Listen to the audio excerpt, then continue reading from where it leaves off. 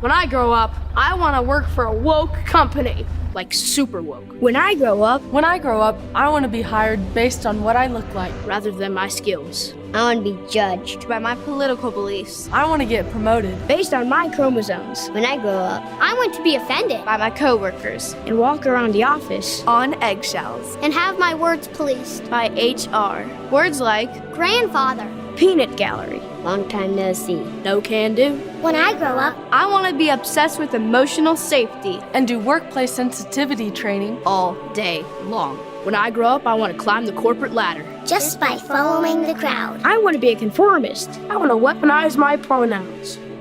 What are pronouns? It's time to grow up and get back to work. Introducing the #1 woke-free job board in America, redballoon.work. There's a real temptation to forget about the freedoms that were suspended in 2020. I hope that's why you guys are here. There's a real temptation to forget about the freedoms that were taken from us, not just in Idaho, but throughout the U.S. And if we become people who forget about the past, then we will not win the future. We need to anchor in our minds what happened. Okay, we don't need to be bitter about it. We don't need to be cantankerous about it, but we cannot forget the past. If you forget the past, you do not get the future. Our government likes us in our short memories. Okay, our government likes us in our short memories, and by the next time, because the next time they run this play, it's going to be a greater play. They're going to take more freedoms away from us. The next time that play happens, the consequences are going to be even more long-term and more serious than they were in 2020 and 2021. The government does not give up authority easily, which is why our forefathers, had a vision for a government that was limited government. If the government doesn't give up their powers easily, well, then you really want to do your best to limit that government. Now, a bloated government wants you to have short memories, but as I said, don't forget the past. The past is an important tutor. It teaches us. The past is an important tutor for how we learn to fight for a better future. A freer state, a faithful conservative vision for a small and accountable government. One of the reasons why I'm here is because I really do believe Idaho can be a beacon of light and a force for liberty in the United States over the next 40 years. I really believe that to be the case. You think of conservative states like Texas, they have 50 million people. That's a hard train to turn. Idaho has about 2 million people. We can disciple that state. It's a discipleable state. But none of this happens if we don't learn our history lessons. We really do live in a great time of great opportunity for Idaho, but the opportunity will succeed on being faithful to God and a desire to fight for freedom, a freedom-loving Idaho. The other option is the failure to do this, the failure to fight, and to do this will turn Idaho into a state like Colorado. Think of Colorado. We had a representative from Colorado on our Cross Politics show 2 weeks ago, last week, and he warned us about Colorado, and it kind of haunted me, his warning. Between 1952 and 2004, Colorado only voted for 2 Democrat presidential candidates during that time frame. 50-year time frame, 2 Democrat presidential candidates. And that trend, and now Colorado has only voted Democrat since 2008. And that trend only looks to get worse with greater disparity. Colorado is now passing the most liberal legislation in the nation, including the right to abort a child up to 9 months, and legislation that forbids any postnatal regulation. Meaning if that's a botched abortion, there's no regulation telling doctors how to handle that botched abortion, which leads to infanticide, right? There's no regulation in a botched abortion in Colorado now. It's egregious, okay? So Colorado was a Republican stronghold. How did Colorado go from a Republican stronghold to one of the most liberal states in the last, since 2008? How did that happen? Idaho, we need to take warning of what happened. We should not take our conservative values for granted in Idaho, and we need to constantly be fighting for our freedoms here in Idaho. Freedom takes work. Faithfulness is not an easy road, and to keep a government truly limited is hard work. I'll say this a couple times in this talk. You have to fight for freedom, and all you have to do to go liberal is stop fighting. That's it. You have to fight for freedom, and all you have to do to go liberal is stop. I hope to lay out my case for the future of Idaho here tonight and how we can avoid the Coloradofication of Idaho. You have to fight for freedom, and all you have to do to go liberal, as I said, is to stop fighting. Think about it. As my pastor said, all the liberal freedoms that you can do, all the liberal freedoms that liberals want you to be able to experience can be experienced in a 6x6 jail cell. You can smoke marijuana, you can do drugs, you can watch pornography. All these freedoms that liberals want, you can do in a 6x6 jail cell. And once they got that hook in you, okay, once they got that hook of what those freedoms, of what you think those freedoms are for your own pleasure, so forth, once they got that hook, once they entice you with that promise of a good time, they will militarize the FBI to protect the Clinton-Biden regime, which is what the Durham report just came out and showed us. Okay, FBI interfered in the 2016 election. And both Obama, Clinton, and Biden all knew what the FBI was doing. That's what the Durham report showed us. They will use the coercive arm of the government to raise your taxes, raise inflation, shut down supply chains, force you to wear a mask, get the jab, and more. And then the liberals will turn around and gaslight you. We never shut down public schools, which is what they're arguing now. We never mandated masks. We never mandated the vax mandate. But because we're prone to forget the past, we are an easy people to gaslight. It's like not even gaslighting us. We just forget the past and we're like, oh, okay. Yeah, you weren't shutting down schools. Not only that, but how many Republican states, here's where the conversation gets a little hard for us. How many Republican states did some of the same thing in 2020? How many Republican states shut down schools in 2020? How many Republican states required masking, forced vaccination? How many Republican states buckled and took away our constitutional rights in the name of a health emergency? I think we need to take this to heart. Idaho did some of this. We need to have an honest dialogue in the conservative movement about what we did right and wrong. We need to be able to honestly criticize, debate, communicate, talk with one another about the mistakes we made in Idaho. I'm not sure our leadership is in that position to do that. Is there? I don't think their heart is where it needs to be to have this honest conversation. Our leadership in Idaho, and part of this is I don't think in Idaho we don't understand how much we are under attack with liberal ideology coming in here in Idaho. I don't think our leadership understands how serious this moment is here in Idaho. Our leadership is like sheepdogs that don't bark, wolves, shepherds that don't see the wolves coming. Okay, they're more comfortable. I think our leadership, generally speaking, is more comfortable, and they don't want to risk their political careers or their businesses than actually getting in the right fights. I think that's an honest assessment. How many of you, I think you got to ask yourself this question too. If we're asking this question about our leadership in Idaho, we got to ask this question about ourselves too. How many of you are comfortable in the wrong way? How many of you are comfortable in letting the leadership just go unaccountable in this process? In September 2020, in Moscow, Idaho, I was protesting our city's COVID emergency ordinance that said if you were outside, you had to either wear a mask or stand 6 feet apart from one another. You had to wear a mask outside or stand 6 feet apart from one another. We had that ordinance.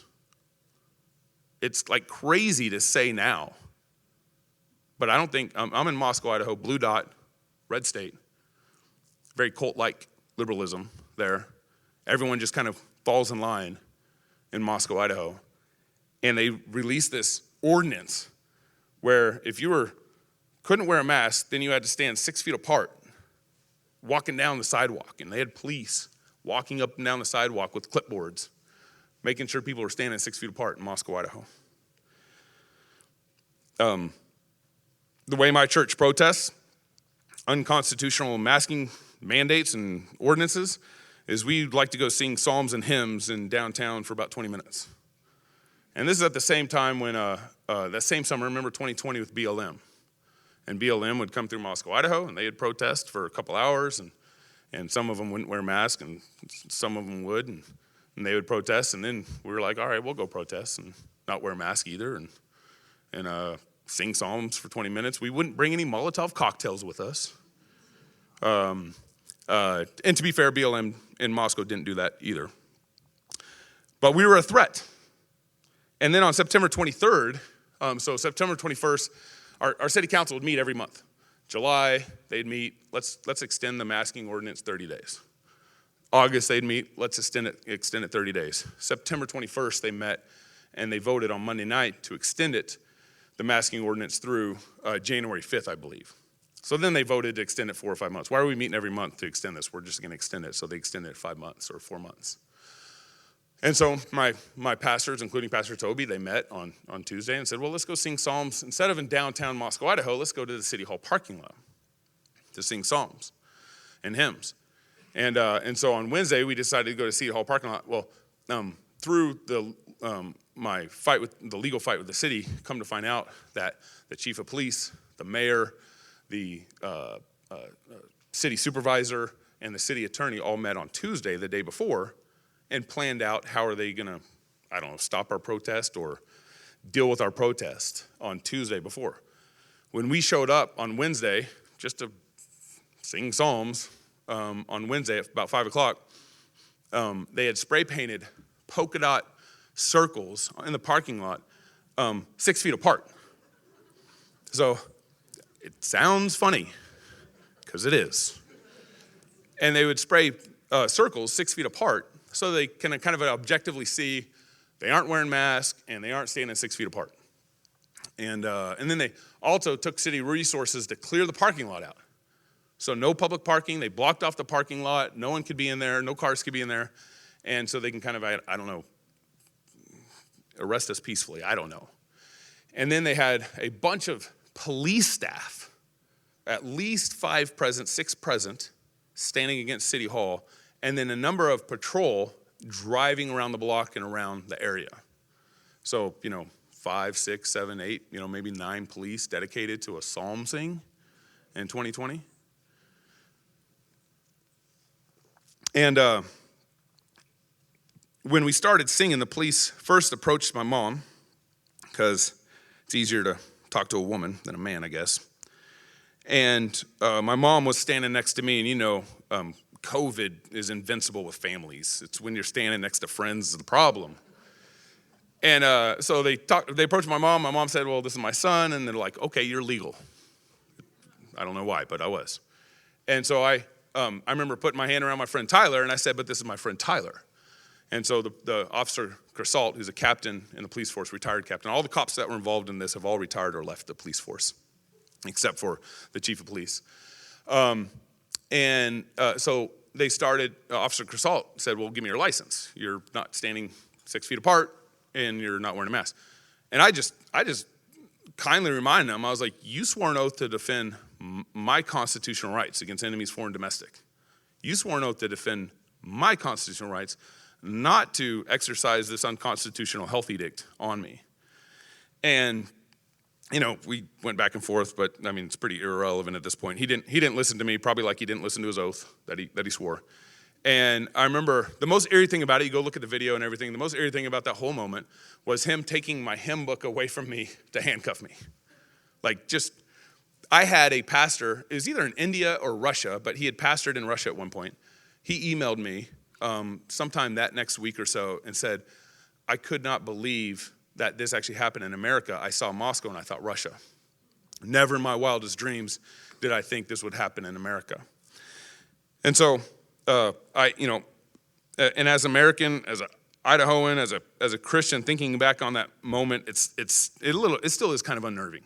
It still kind of is like, what happened? What world were we living in America, where cops, where the mayor, where the city supervisor, where the city attorney thought that was an acceptable approach to dealing with a peaceful First Amendment crowd. To be worshiping in public is is sacred. Your church community and not having your cops on your side to protect you against enemies, foreign domestic should be alarming to us all. And by God's grace, that moment went viral.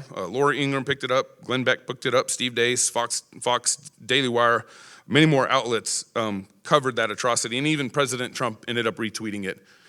Which when I was in my legal proceedings with the city, pulling the emails and just seeing how that just lit the city council on fire when President Trump retweeted it was a classic. So there's a lot more to that story, but the point is that a lot of this erosion's happening in Idaho. A lot of our freedoms are under attack in Idaho by Republicans. Like Idaho's a Republican state. It's not a Democratic state. Now we have our liberalism problems, but these are Republican problems that we have. And Governor Little, the thing is that Governor Little created the conditions. His shutdown, his emergency shutdown that happened starting in March, he created the conditions to where my city council felt like what they were doing was acceptable.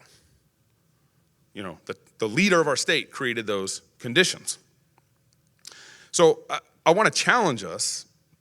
We don't need to freak out, but I want to challenge us that Idaho is not as healthy as we'd like to think. And you see the erosion already starting to happen in Boise. Trans parades up in Coeur d'Alene. Boise's already got a liberal mayor. You see these erosions happening. And I want to say, I believe these erosions are happening. The foundational reason why I believe these erosions are happening, because in the midst of great blessing, and Idaho's been very blessed, we are a very free state. We got all sorts of abundant natural resources. We have a pretty good state culture. In the midst of these blessings, I believe our foundational reason of why we're going liberal or under the threat of going liberal is because we're losing our faith in God. And when you lose your faith in God, what comes with that is the sin of apathy and cowardice. Apathy and cowardice. We live in Latah County in Moscow, Idaho, blue dot, red state. And if just 65% of conservatives would vote in Moscow, we wouldn't have a liberal mayor or city council. That's it. Just 65% would get out.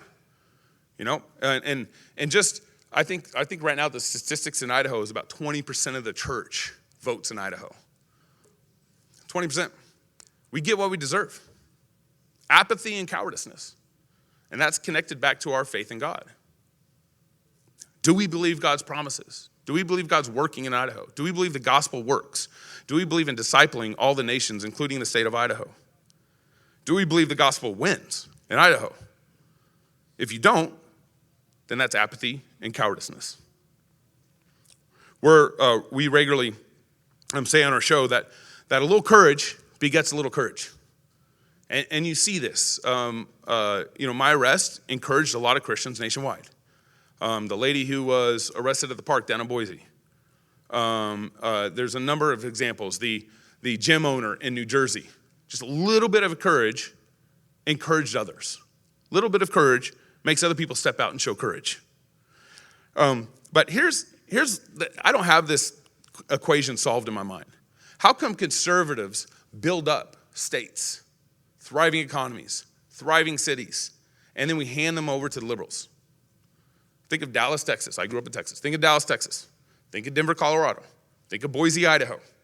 Think of all these once thriving, booming cities were built on the backs of conservative Christians, and then we lose them to the liberals. Now think of one city where the liberals built a thriving economy, and the conservatives took over it. You can't. What's going on with our conservatism? Our conservatism is a very impotent conservatism. And I hope I got some solutions for you. Because I think part of this is the conservative temptation, the conservative sin that I mentioned of apathy and cowardice needs to be cut off at the root. We build these thriving economies, and then we get apathetic, we get comfortable. We like our boats, we like our TVs, we like our hunting. You know, hunting happens in November. I can't go vote in November because I got to go elk hunting or whatever. And then so we don't show up at the polls because we think everything's okay. Everyone else is voting for me. We got it. And that's not the kind of engagement I think God calls a church in their community. Are you really loving your community? Are you really loving your brother by letting a Marxist ideology come into your city? No. So we have to keep and then we need to cast a vision that truly means what it truly means to be conservative. And we need to cast that vision not only to our kids in this battle, but we also need to cast that vision to our kids in this battle. And if we don't get our kids, if we lose our kids, we lose the next generation, we lose the state of Idaho. Same thing goes with your church. If you can't keep your kids in your own pews in your church, then your church is going to be like Starbucks and depend on new clients constantly. You have to keep your kids in all this. You have to encourage your kids in all this. So this gets me to 5 big takeaways that I want you to walk away with. And I think as part of this is we need to get rid of political conservative talking points that are meaningless platitudes and empty promises. That's where we're at, the Republican Party. We need to see through those meaningless platitudes. I know they're speaking to me. I know they're saying my language. They're using all the buzzwords, but they don't really mean it. They don't really mean to fight with it. We need to cast a vision, I think, that is based on truth, and then that truth spurs on substantive action. So here's five things. Make sure I'm respecting of y'all's times. First, we need to be about principles and not power. The tug of war is right now it's a struggle over power.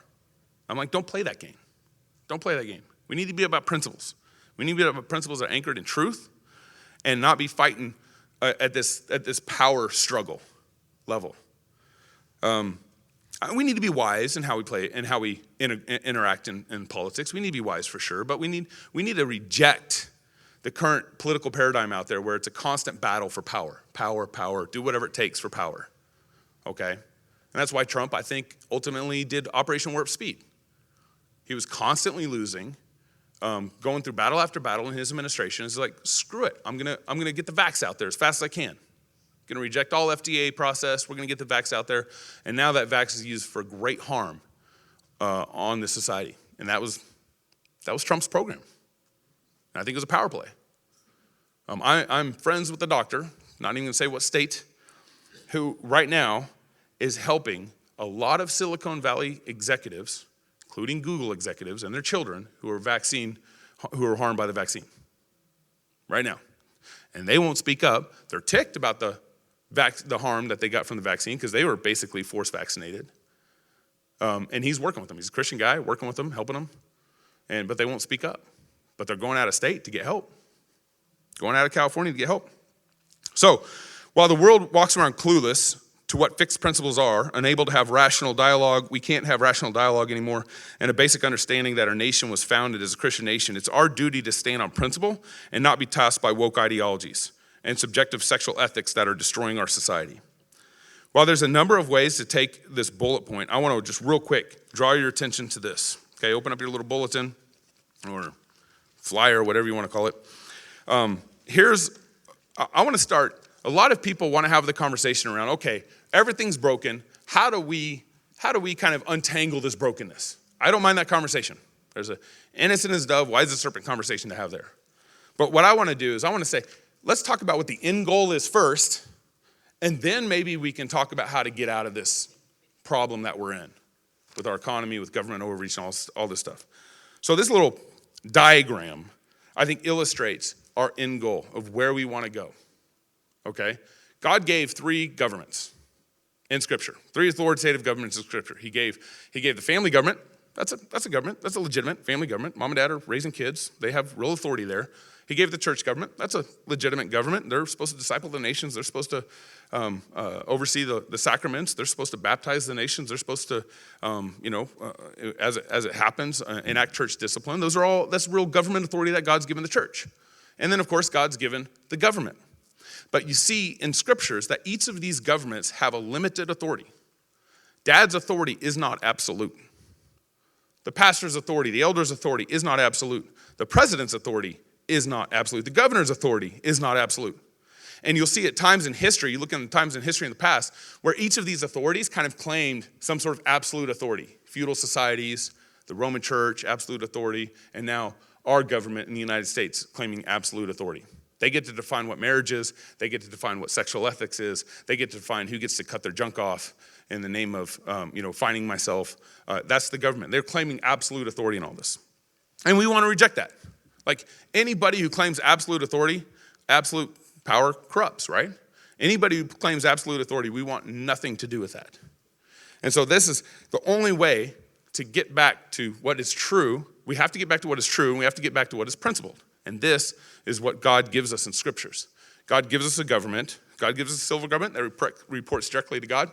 God gives us the family government, reports directly to God. God gives us church government, and so forth. There's a lot more to be said here about this diagram, and you see kind of the circles overlap, and it's just all that's demonstrating is where authority would overlap too.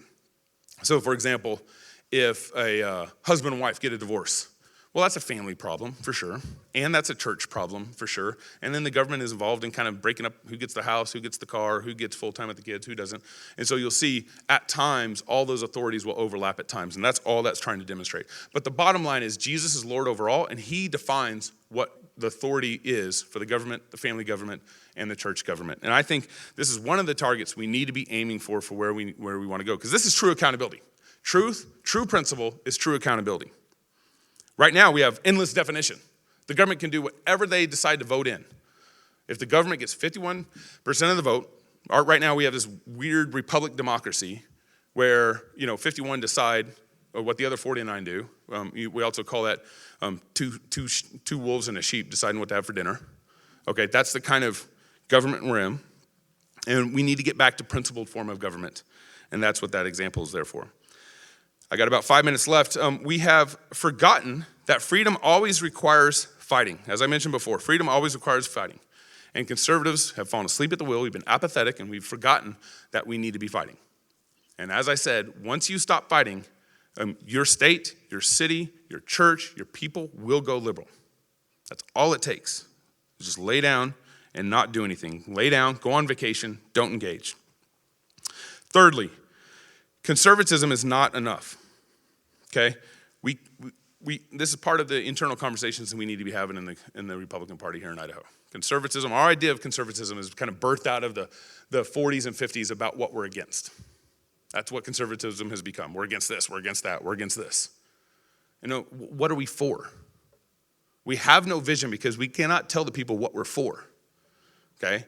We sit here and say, we're against Biden's policies here, we're against this here, we're against that there. Well, and the reality is, when the conservatives are in office, well, they're running those same plays. I mean, the Trump administration raised the debt ceiling. Right now, the Republicans are saying, hey, don't raise the debt ceiling. And they're in a fight with Biden right now, which I'm grateful for. But when the Republicans were in charge in 2018, they raised the debt ceiling. So we need to get back. So conservatism is not enough.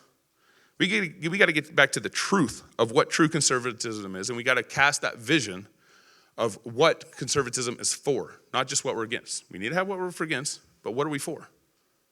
What are we for? There's no vision there if all we cast and talk about is what we're against. Truth transcends power. It breaks down the power structures. If truth transcends power, it breaks down the power structures, and that's what Jesus did. And as opposed to what you get is, truth transcends power plays. It transcends the FBI raids. It transcends presidents who think a man can be a woman. Why can't a man not be a woman? Basic rule of thumb is because God said. That's why. God said. Right now, literally the Democratic Party is in the folktale of the emperor has no clothes on. That's where they're at. They're living out this folktale. Emperor has no clothes on. And they think a man can be a woman and say, look around, look at that man with no woman parts, being a woman. That's the emperor has no clothes. God created male and female, and when we order a society to include Mr. Potato Head ethics and biological plug-and-play top and bottom surgeries, well, then the truth is no longer guiding Idaho or our nation. We can't be fooled by this. The truth is no longer guiding Idaho if we're letting this stuff happen in Idaho. The truth, we know that the truth will set us free. The truth sets Idaho free. The truth will set our nation free. The truth will set your family free. And rejecting God's word and its truth is like rejecting gravity. You might be able to enjoy the free fall for a little while, but sooner or later, you're going to stop free falling, and it hurts. Fourthly, we have conserved the wrong things. So conservatives, I think we've conserved the wrong things. We've tried to conserve negotiations, meeting in the middle, some sort of neutral ground. We've tried to conserve, institutions that we shouldn't try to conserve. We've tried to conserve a number of things that have distracted conservatives from the fight. And my buddy Nate has a great metaphor talking about how we need to be looking at like things that God gives us, like, colleges and church buildings and institutions. We should be looking at them more like pirate ships than memorials. Pirate ships in a good way. There's a good pirate out there somewhere. And that pirate ship is used to be fighting, use it to fight, and then once it sinks, you move on. Okay? Right now, a lot of conservatives have been sending their kids to public secular universities and their fraternities because they thought, man, I had such a great experience in the 70s. My frat was Christian. We all were edifying one another and so forth. But they do it trying to conserve a tradition that is bankrupt. We need to stop thinking in terms of memorializing things that we built and think in terms of fighting from a pirate ship and everything. I think there's a lot to untangle there. I'm not going to go much more into that, but there's and part of this is we got to disconnect our sentimental relationship between things that we build ourselves, and we got to use them in a way that is honoring God, and that is fighting in the right ways, and sometimes ships sink. Blessed be the name of the Lord. Lastly, we have to be joyful, jolly warriors. This is a really problem in the conservative party. We have to be joyful, jolly warriors. Joy is contagious. Being thankful is contagious. Okay? Stop complaining about the weather in January. Okay? All right, because that complaining spirit grows. Complaining spirits don't just stay where they're at. They don't just stay with the weather. Practice, work on. When the Bible says, rejoice in the Lord always, and then it says, again I say rejoice, I don't think there's any wiggle room there. It says rejoice, and then it says again, let me make sure you're rejoicing. So even when things are tough, even when the battle's frustrating, even when there's challenges before you, be joyful, be thankful. Because I think this is partly connected, because conservatives are curmudgeons. We're curmudgeons. We love to criticize. We love to point out what we're against. Okay? We love to point out all the bad stuff that are going on around us, and we can very easily fall into that curmudgeon attitude and spirit. And I think that's connected to why we lose the kids. We lose our kids because we aren't joyful.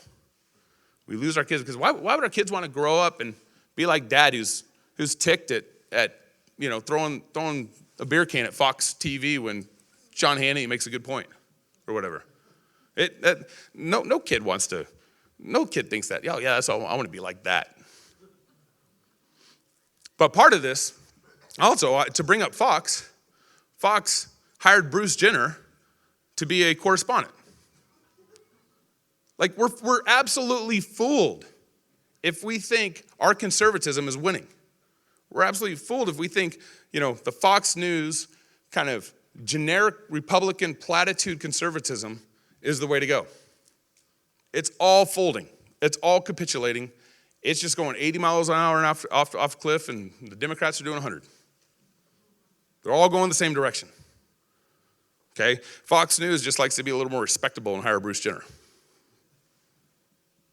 So we need to get to the heart of our problems here in Idaho, and that includes working on having a robust disagreement and debate within the Republican Party and get back to truth over power. You cannot have a rational conversation with liberals anymore. As I mentioned, that it really is hard to have a rational conversation with someone who thinks a man can be a woman. Someone who thinks the emperor's got clothes on and says, wow, look at your nice clothes, and he's stark naked, right? Staple conservative principles, staple conservative platitudes are what we're coasting off of. We're coasting off of 40s and 50s conservatism. We need to get back to the heart of this problem. And I'm hopeful for the future of Idaho. I really do want to fight for my children to grow up here. I really want to fight for my children to be able to afford a house. In our county, the last 4 or 5 years, the county commissioners raise taxes every year. And COVID hit, supply chains choked. We just keep raising taxes. Like, how are my kids going to be able to build a house? So I really think we need to work hard to prepare a better way for not only for our current situation, but think more long term for our families and for our children and for our children's children. Just look at the state of Washington. I'm actually glad that Washington's next to us right now. I want to see a culture of life rise up in Idaho over the next 40 years and contrast that with the culture of death over the next 40 years. Contrast that with a culture of men and women cutting up their bodies. So sad. It's sad. It's horrible. But let's have that contrast. Let's see what that life actually wins. That truth actually wins. That the way you structure your society for the good of your people actually wins over time. And so the next 40 years, I'm 43, so 80 years if God gives me that. The next 40 years, I really hope a lot of you start to band together. A lot of you start to get engaged. A lot of you start to kind of wake up to our conservatism and be joyful through this whole process and fight for the next 40 years for your children and your children's children and change Idaho. Because I really believe, 1.8 million people, 2 million people, I really believe that we have an opportunity in Idaho to make Idaho a beacon of light for our country. I really believe that. Now, all that's by the grace of God. All that is dependent upon the work of the Holy Spirit in your own individual lives. You can't impact Idaho if your families aren't intact. You can't export what you don't have inside your house. In fact, you only export what you do have inside your house. How you're living with your husband and wife, how you're living with your children, all that matters to what happens how that spills out into the public square. And so the first challenge is get your life right, get your family right, get your children right, establish a joyful household, and let that begin kind of the platform that you launch off to hopefully over time impacting your city, impacting your state, impacting your nation, as kind of God gives you those tools and God gives you the opportunities. So with that said, Dr. J. Bhattacharya is going to come up, and one of the things I want you guys, you can go and start coming up, Dr. J. One of the things I want you guys to remember tonight is don't forget the past. And particularly, Dr. J is going to illustrate kind of medically what we should not be forgetting and how we should be moving forward. Thank you, Dr. J. Hi, I'm Robert Borton, CEO of Classical Conversations, the world's largest classical Christian homeschooling community. I'm launching a new podcast, Refining Rhetoric. If you like cross-politics or just listen to hear what crazy stuff they're saying today, you will enjoy Refining Rhetoric. You can find us on your favorite podcast platform. I practice the 15 tools of learning by interviewing great guests, looking at current events, and talking about cryptocurrency. It is the duty of the free man to resist tyranny at every turn. Every man will either watch his freedom stripped away or take action to protect what he loves. Introducing the A3, the newest revolutionary body armor from Armored Republic. The A3 is the new standard for lightweight multi-hit body armor. A3 plates are incredibly light at 4.6 pounds. The patented design captures fragmentation while remaining multi-hit capable. The A3 will stop up to M80 ball, yet comes in at only 0.7 inches thick. The A3 is the thinnest NIJ .06 compliant or certified composite standalone plate that includes the drop test.